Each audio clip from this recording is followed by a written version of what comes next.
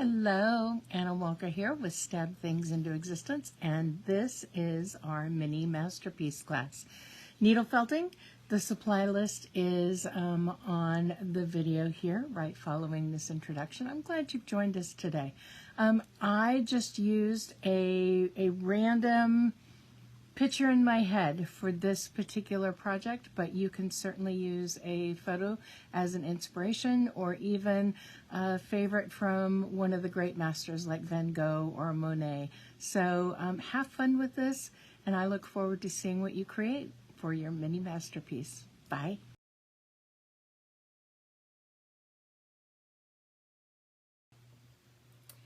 Okay, so let's take a look at our supplies here.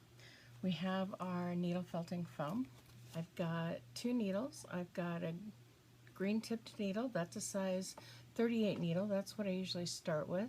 And I have a red tipped needle, that's a size 40 needle, and that's what I use generally for finishing work. This is the surface upon which we're going to place our piece of felted wool or fabric or whatever we're going to use as the surface to start out our needle felted mini masterpiece. If you bought one of my class kits, then you've got an assortment of 8 colors of fiber that look like this, and we're going to prep that fiber just a little bit.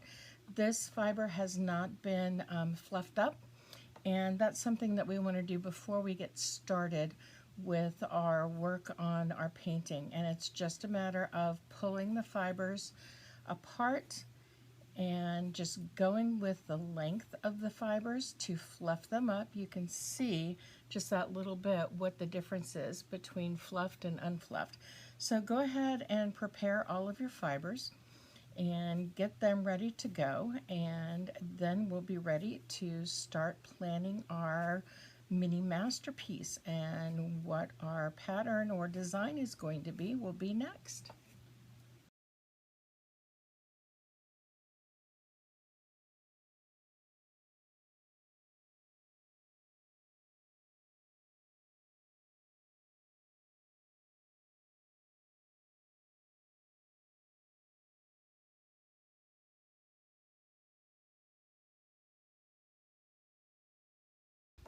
Okay, so we have our colors ready to go here. I have a little bit of undyed wool as well to blend, and I've blended up a little of the undyed wool and the blue. But before I get started, I want to take the chalk and outline some of the details of my felted mini masterpiece. This is going to be a mountain lake. These are the mountains in the background. And then I'm going to have a couple of trees here and a tree over here.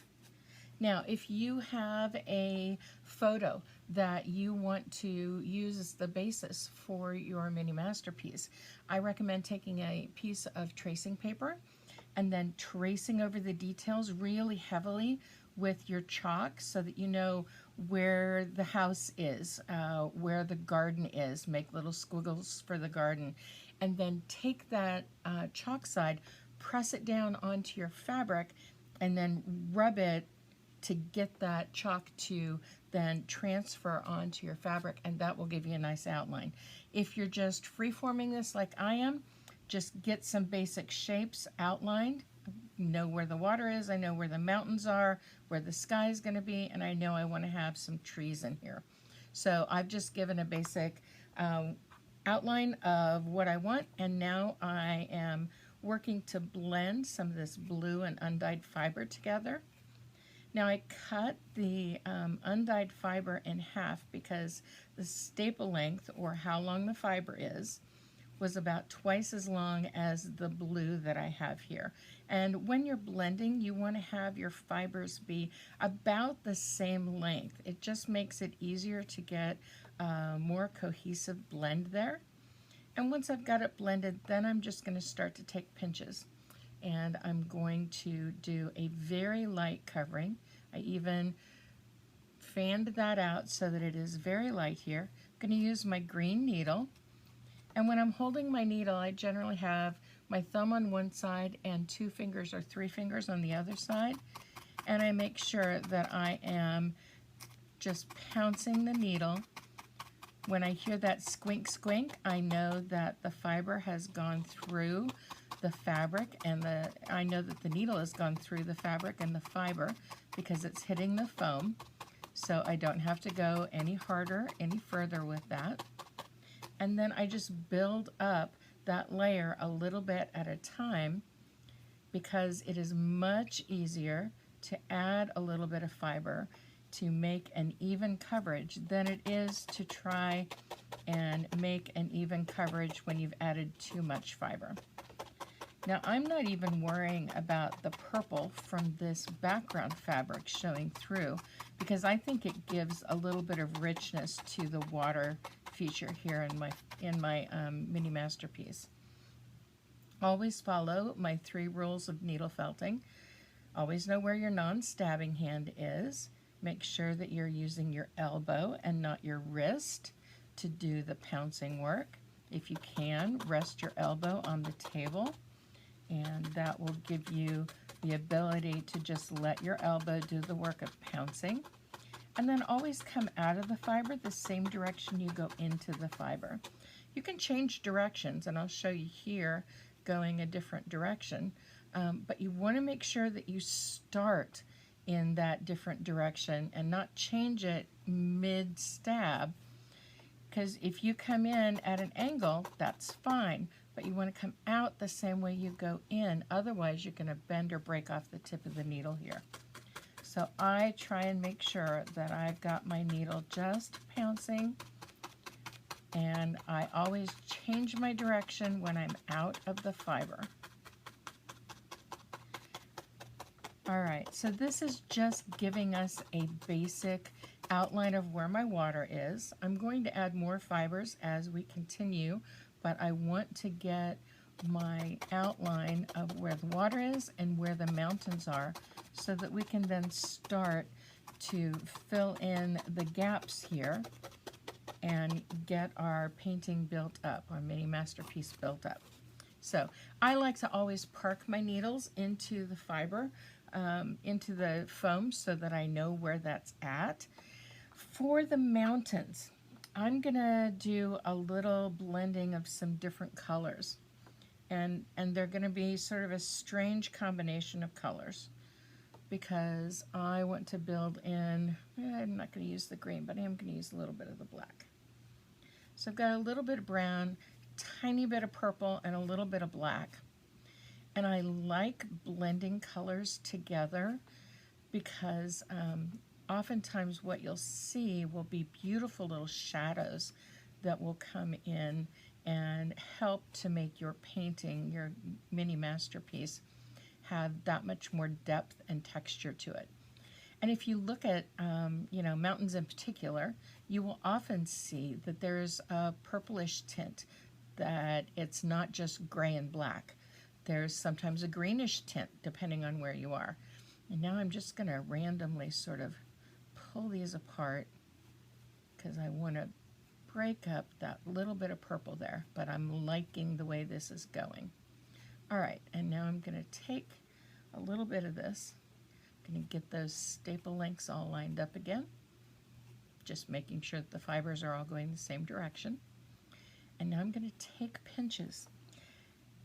You saw how when I added the water, I went left to right. Well, for the mountains, I'm going to go up and down, because that is going to allow me to give that sort of direction that the mountains are going.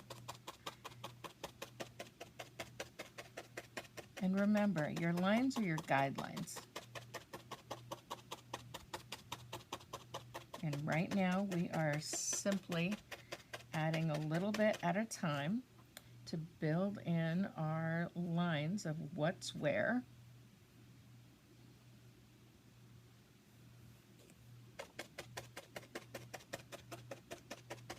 Again, adding a little bit at a time. And I am not doing a complete felting of these fibers right now. I'm just basting them into place. We're going to come back as we continue with our project to fill in the gaps and figure out what we want where and if we need to add something extra. But for now, it's just about basting. And it looks like we're probably going to have to do a little bit more blending with these 3 fibers. And that's okay. That's why we've got our palette in front of us. I don't know if you can see, but even just the adding of the fibers in this vertical manner instead of horizontal just seems to give that lift to these mountains that we're adding here, as opposed to more of the smoothness of the water feature down here at the bottom. All right, so a little bit of brown, pinch of purple, and a pinch of black. And then we're blending again. And I'm going to start this out by just teasing it all together. And then we'll get those staple lengths lined up. When it comes to blending the fibers, you know, play with what the colors look like with other colors. You'd be amazed at some of the colors that you can blend together to give you the detail of certain features. The mountains here are definitely one of those where you want to go with a blend of fibers, different colors, because the mountains have those different colors. You can continue adding here.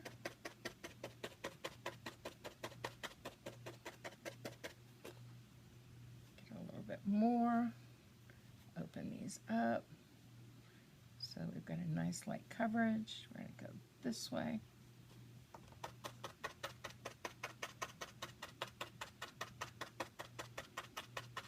You see how I'm keeping my non-stabbing hand out of the way, but it is holding my fabric in place so that I don't have to worry about that fabric jumping up while I'm stabbing. And then just a little bit more here.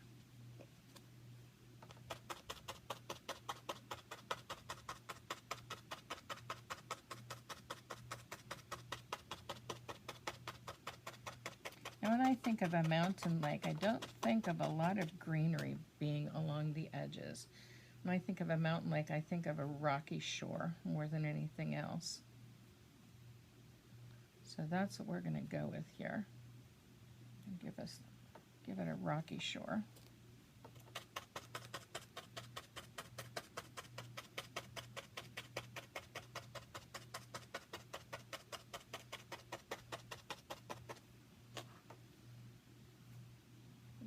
Here. You notice I'm covering up the trees. That is completely okay. The trees are going to be in the foreground, so they're going to be added after we do the work on the background with our water and our mountains here, even our sky to a certain extent. Okay, I'm going to put a little bit more right over here.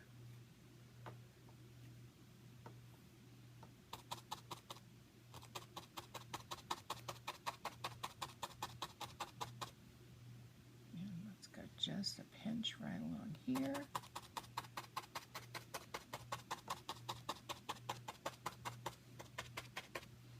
Okay, so we've got our blend there. I'm looking to see if I want to add any more, and I think I do want to add just a little bit right in here. And now what I'm going to do is make sure that all of my blue is up, and I'm going to work a very fine grid from one side to the other side, just stabbing at a different direction here. And I like to think of, you know, a little grid paper being invisibly overlaid on top of my design so that I can do very, very small moves from one line to the next, making sure that I've got a nice solid felting done.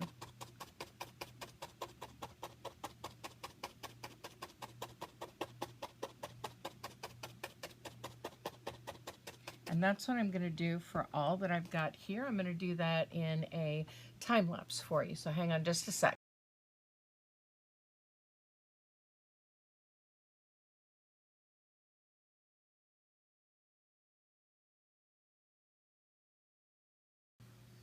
Okay, so I've gone over the entire surface to give a nice solid felting at the beginning. I've used the green needle up to this point, and I'm going to use the green needle to add just a little bit of highlights here in the sky, but I am thinking that there might be a waterfall that runs here. So I'm going to play with adding a little bit of a waterfall, and I'm going to use just the blue to see if I like the way this looks. And I'm just going to play here, and I'm going to stab in a little bit. I want to give a little bit of movement to this.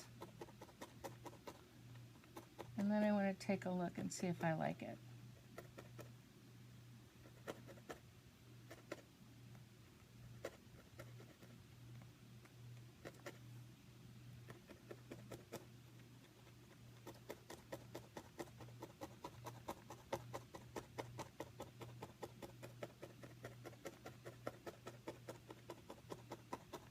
And I think I do like it.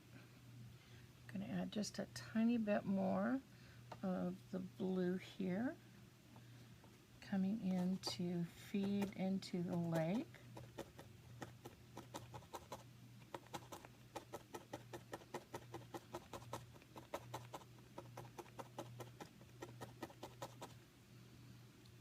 I'm going to lay over just some more blue here, just to give the lake some richness.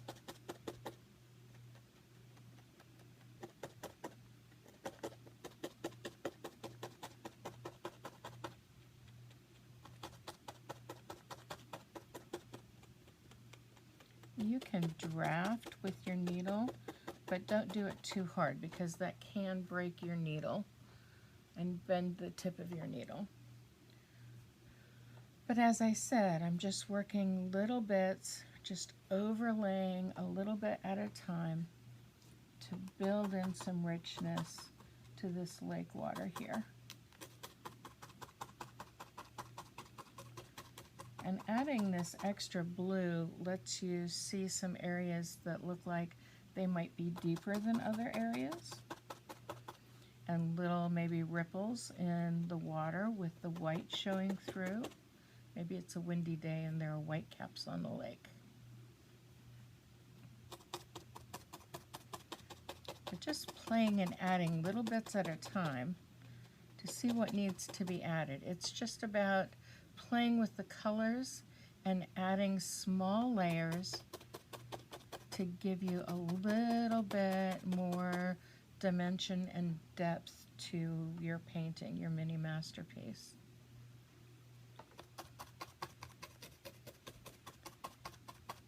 And by building up the layers of color a little bit at a time, you have a little bit more control over how they look.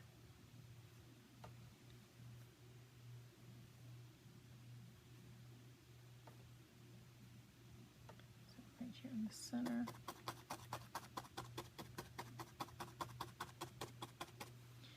Okay, so I like where this is going, but I need a really, really, really tiny piece of this undyed fiber. And I'm going to cut it in half because it's a little long. I know it looks like there's hardly anything there at all, but I want to give a little bit of an impression of the water just sort of cascading over the top at the waterfall.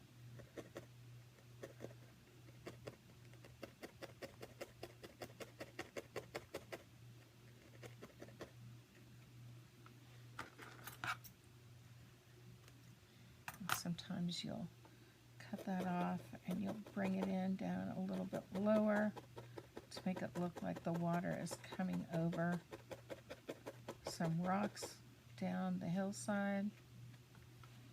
Get that over here. Oh, we've got lots of this.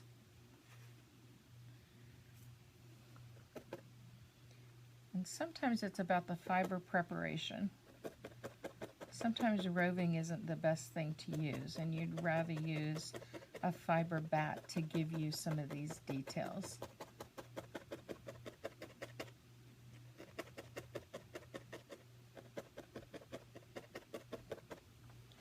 And we're building up a little bit of texture by having the waterfall sort of in the background while the rocks are coming out here. I want to add some little bits along the shoreline. And I want to just take little tiny bits, I mean seriously, little tiny bits here, and just bring them in an area to make them look like we've got little boulders sitting down here. Let's bring this one over here. There's a little bit of a rocky bit right there. Just enough to give us that little thought of some rocks on the shore here.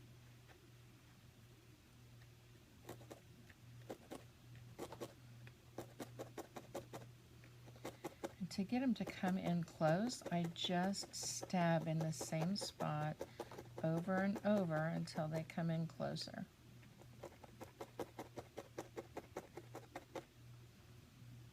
Thinking that maybe some of this water, I'm going to grab this blend here. I want an even smaller piece.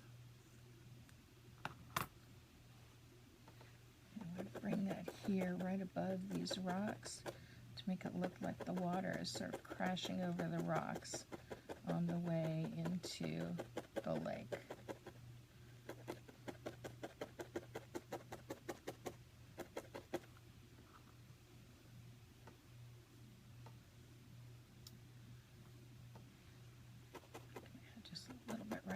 Here.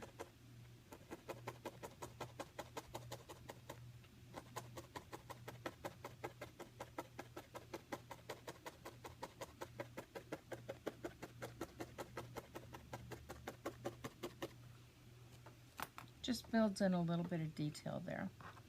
I'm going to work some shadows, so I'm going to work with a little bit more of this black in a very, very fine application.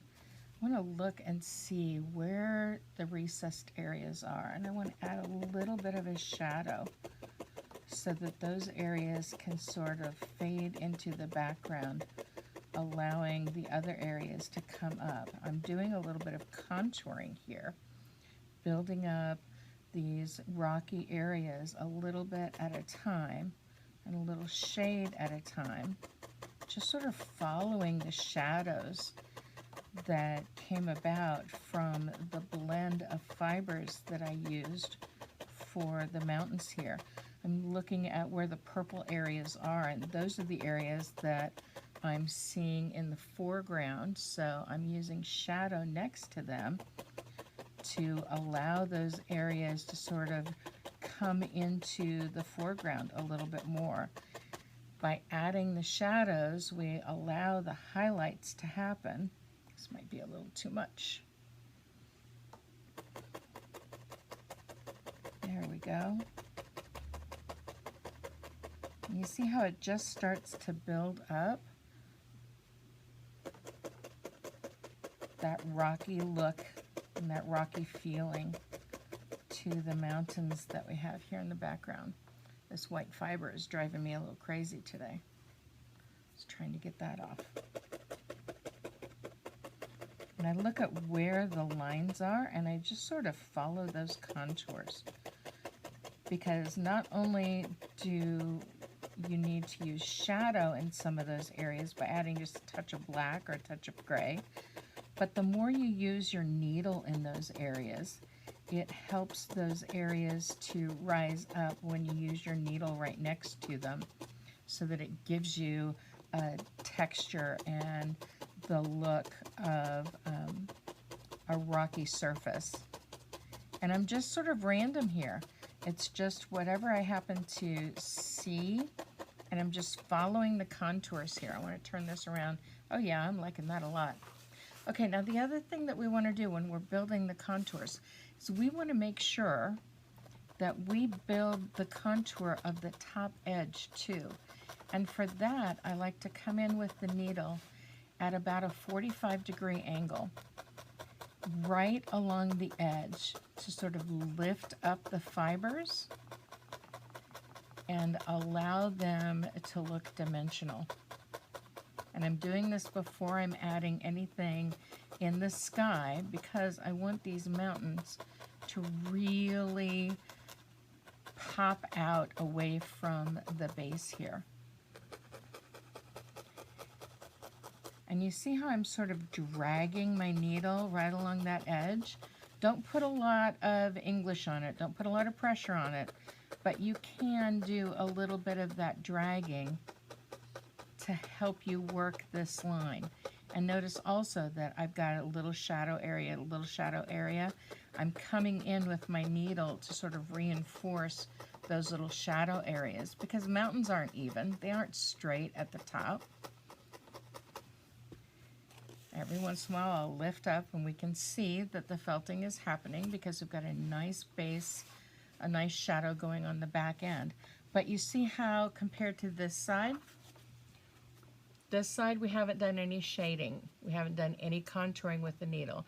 This side we've done some shading and we've done some contouring with the needle, and it just lifts that up. So I'm going to put this on time lapse again, and I'm going to finish up the shading on this other side.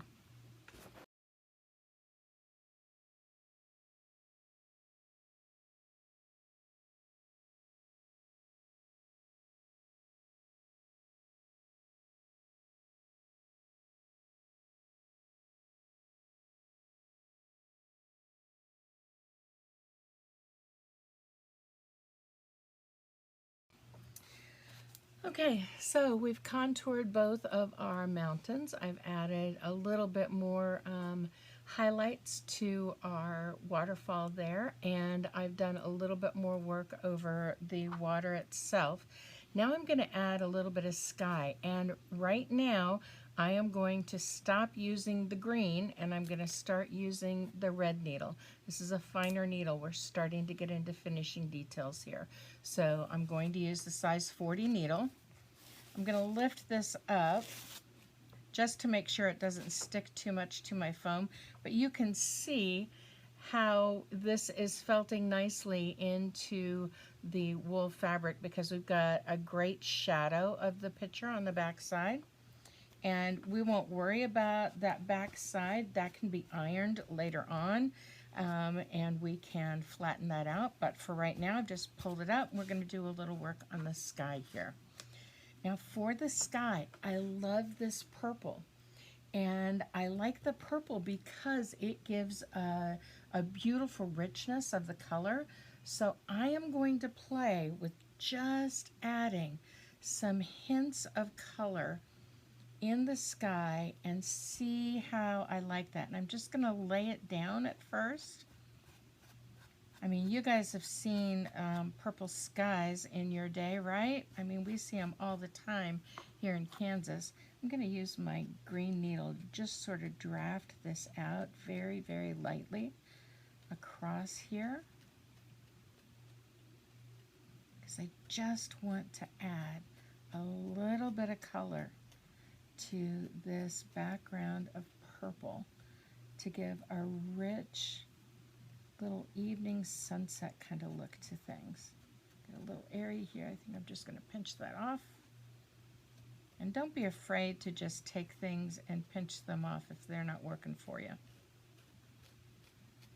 I'm trying not to make these lines look too terribly straight, because you know as well as I do that the sky moves almost as much as everything else does. I'm going to get a pinch of orange here. I'm not sure if I'm going to like it, but I'm going to try it because I want to get kind of a gradation of color going here.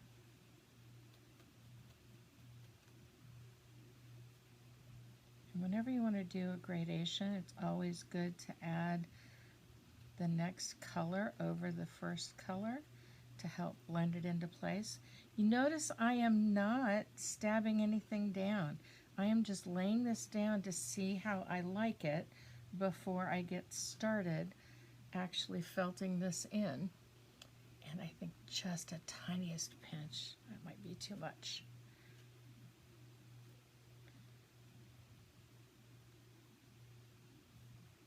Just a tiny pinch at a time. I don't know if the yellow is going to work or not, but we're going to try it out. I think it's going to work. It's just a matter of playing with these tiny little bits of fiber to see what you like, what looks good to you, what gives you that that look that you're going for. And I don't know, I think I'm liking this, so I am going to go ahead and stab this down. Now remember, we're using the size 40 needle now, so this is a much finer needle. I'm going to be careful not to try and touch the mountains, but just to work these colors into the sky here. And the fine needle is going to grab those fibers and just get them right into the sky for me.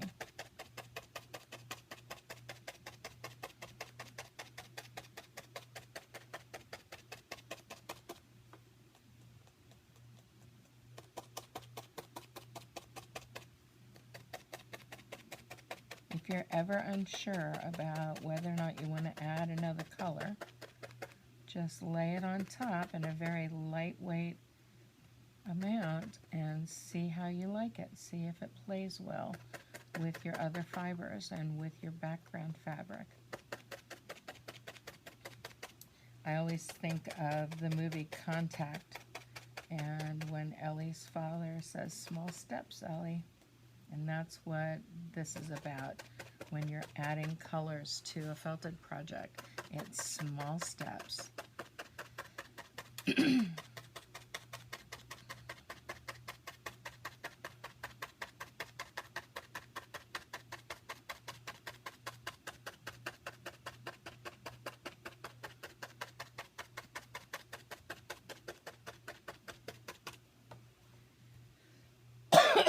Excuse me. All right, I think I'm liking this. But I am noticing that I've got some white fibers right there that I want to get rid of. Don't be afraid to use your scissors to trim off edges. If you've got fibers that are there right on the edge and you don't want them to be part of your painting, go ahead and trim them off. Oops, wrong needle. Okay, so what I want to do next is take a look. I got to turn it around, get an idea. All right, I'm liking this. We need some reflections on the water though. So we need, and I'm going to have to work from this side because I've got to see the reflections to see how they play here. And then I'll turn it around for you. Reflections are going to be just that much less fiber than what you put down for the sky, because remember, it's just reflecting in the water. We have a yellow and our orange. Let's get a tiny bit of red going on here.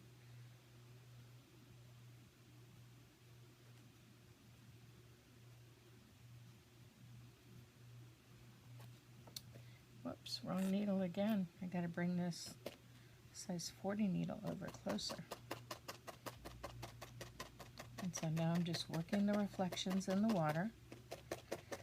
Just sort of mimicked where the red was, where the orange was, where the yellow is, just to bring in that hint of color I'm not worried about it being too much because I brought in literally just the tiniest hint of color here. And I am going ahead and drafting it out where I deem it, you know, worthy to be drafted out, where it looks like it needs to be a lighter application, where I need to blend maybe some yellow with some orange here. Bring this orange out and draft it.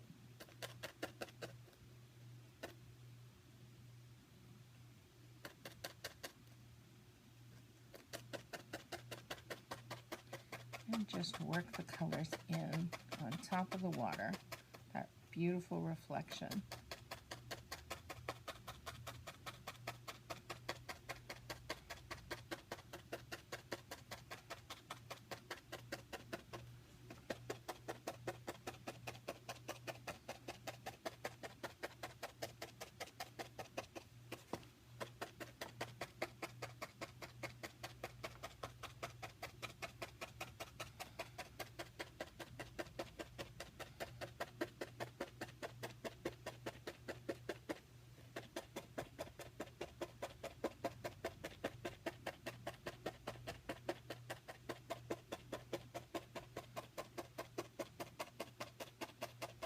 Working along the coastline edge here, just to make sure we've got it nicely felted.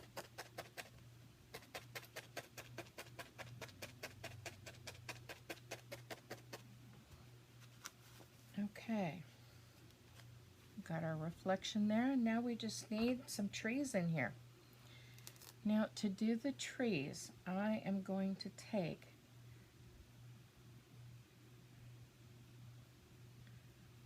some bits of the brown. I'm going to do 3 trees, going to have 2 over here and then 1 over here. So I've got 3 little bits of brown here. These are going to be the trunks of the trees, okay? But I need to add some black to it, and I need to twist a little bit because these trees are in the foreground. And so we're going to see a lot of detail on these trees.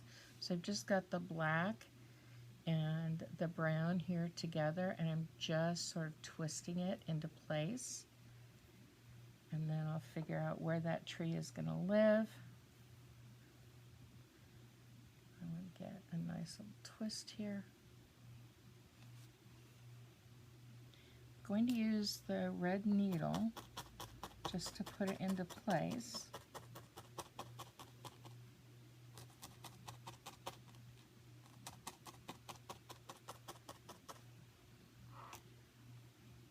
Notice that I didn't stab that in too terribly solidly, and that's okay because I want to have some depth here. I want to see where that tree is sort of in the ground on this side of the lake as we're looking at it. So the tree has got a little bit of the trunk showing, but not the entire trunk showing. So I'm just taking and twisting to get the tree to be where I want it to be.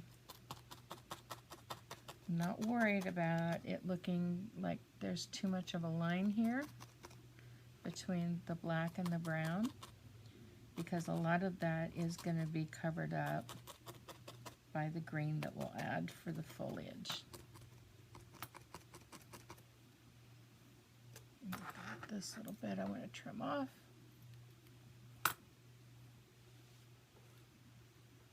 That is just going to add right in here.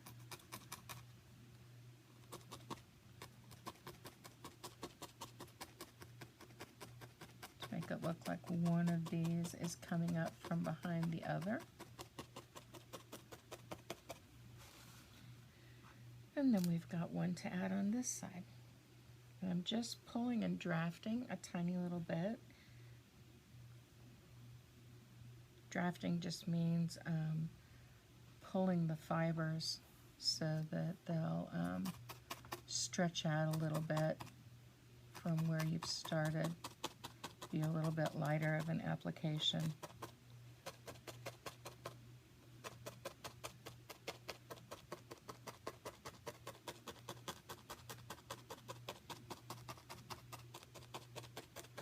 Now with the trees, I'm going to turn this sideways here. Get rid of this needle. Park it over there. I want to come in on the edges of these trees at that 45-degree angle. And that will give them a little bit of texture, and it'll help them to stand out a little bit more.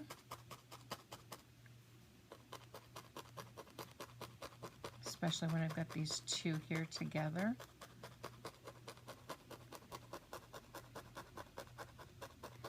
Just using that 45-degree angle to give a little bit of dimension and texture to each of the trees. And then I can even drag it along a little bit to work those areas. I'm going to do the same thing on this side.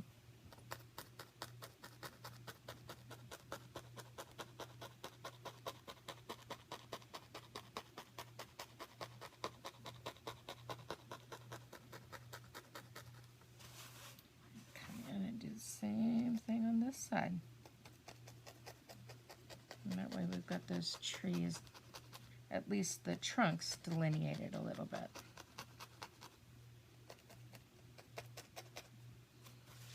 Alright, so we need some green. And for the green, I am going to mix up a few little colors here. I'm going to use the last of my water that had a little bit of white in it, a little bit of that undyed fiber. So I've got blue and I've got green, I've got some undyed fiber. This is going to be a little bright, so I need to tone it down just a bit. And I'm thinking whether I'm going to use black or whether I'm going to use brown.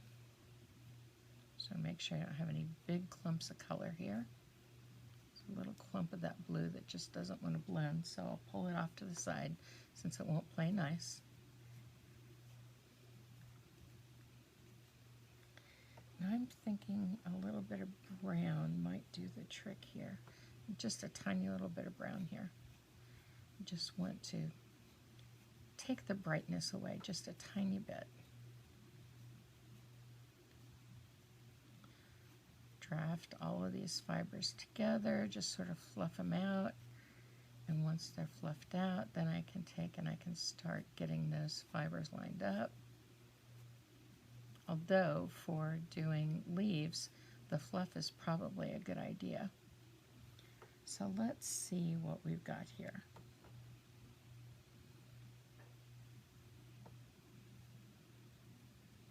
I'm just fluffing a bit. I don't want it to be too controlled. And I think what I'm going to do is just sort of tack little fluffs into place and see how it looks.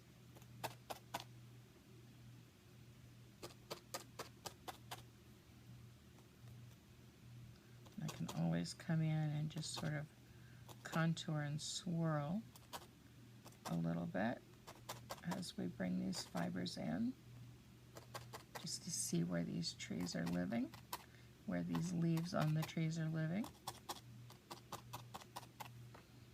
Again, this is where, you know, small amounts of fiber and a couple of little stabs here and there let you start to play with where your feature is living and what it looks like. And I am building this out so that the trees are coming right up to the edge of the painting here. And yes, I know that this means that we're covering up a lot of that trunk. But the trunk has to be there for the leaves to be there, right?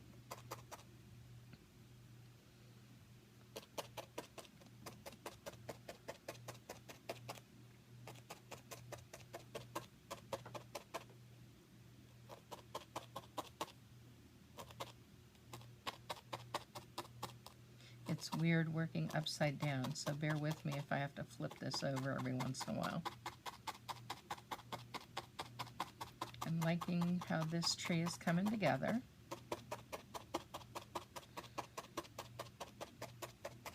I'm not worried about the randomness of it, but I do need to take a look. I think we'll add just a bit up here at the top.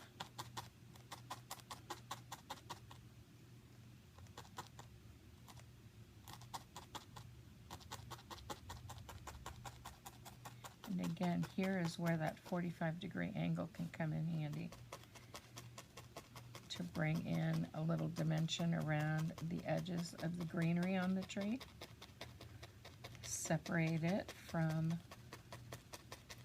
the mountain behind.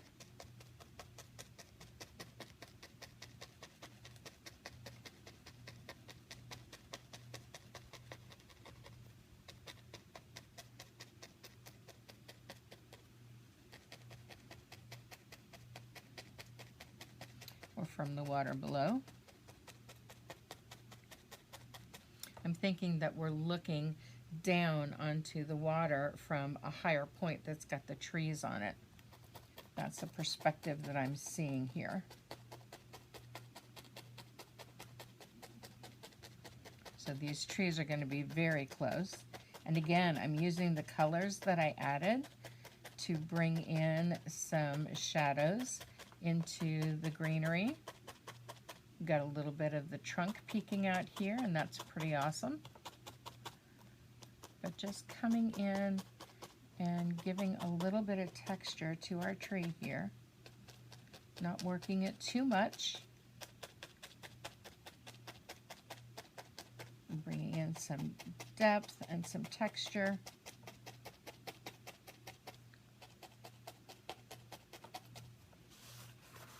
So we've got a tree right there on the edge, and now we need to get a couple more trees over here.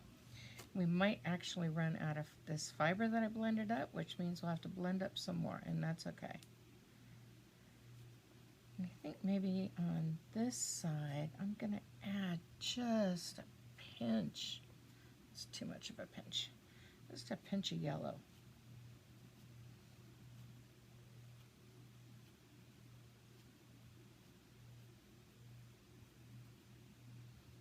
Don't ask me what kind of trees these are. I'm just making it up as I go along.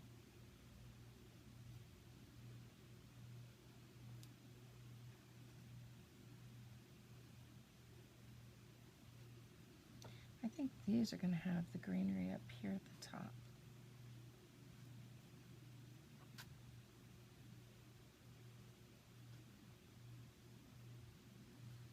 I'm liking that.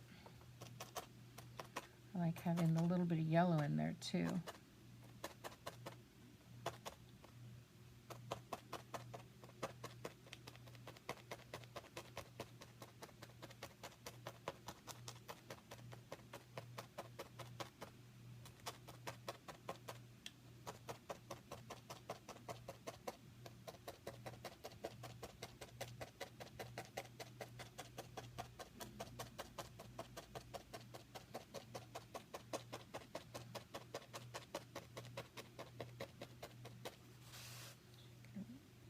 This sideways for a bit.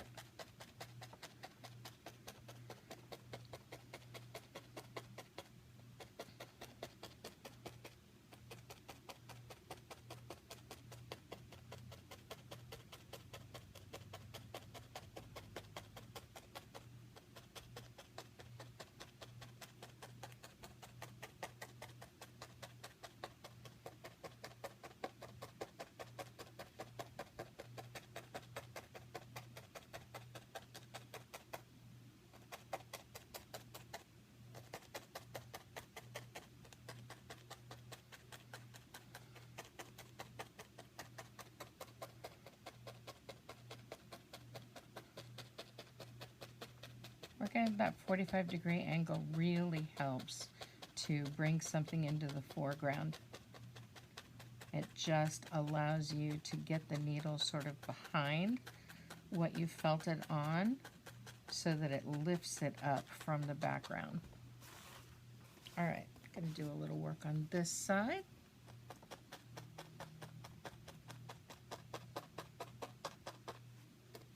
And again, if these don't play nice, I can always trim them off.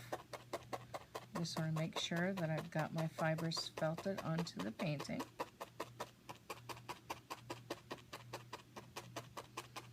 Then I'm giving it some shadow and some depth as I'm going along here. I'll work it sideways a little bit.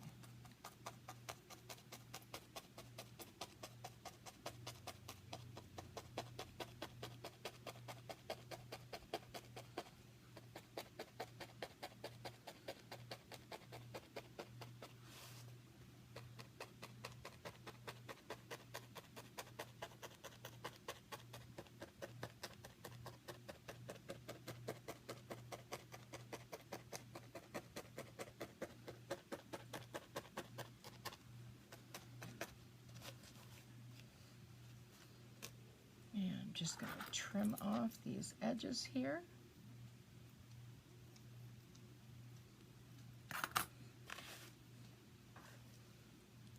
Look at the bottom edge, trim off a little bit here. Just making sure that I am not hitting my fabric underneath, that I'm just trimming off the fibers that are hanging off. And all we need to do now is give it a little bit of a touch of iron. I would iron it on the back side, not on the front side. And then it is all set to go. You can have fun with this. Choose a photo that you've taken of a favorite place. Choose a picture from one of your favorite artists to do. But this is a really fun way to explore the fibers, to get yourself comfortable with the process of needle felting, and to make something fun while you're at it. So I hope you've enjoyed this. Again, this has been the Needle Felted Mini Masterpiece, and we've just done a simple landscape here today, but I can't wait to see what you create. We'll talk to you soon. Bye.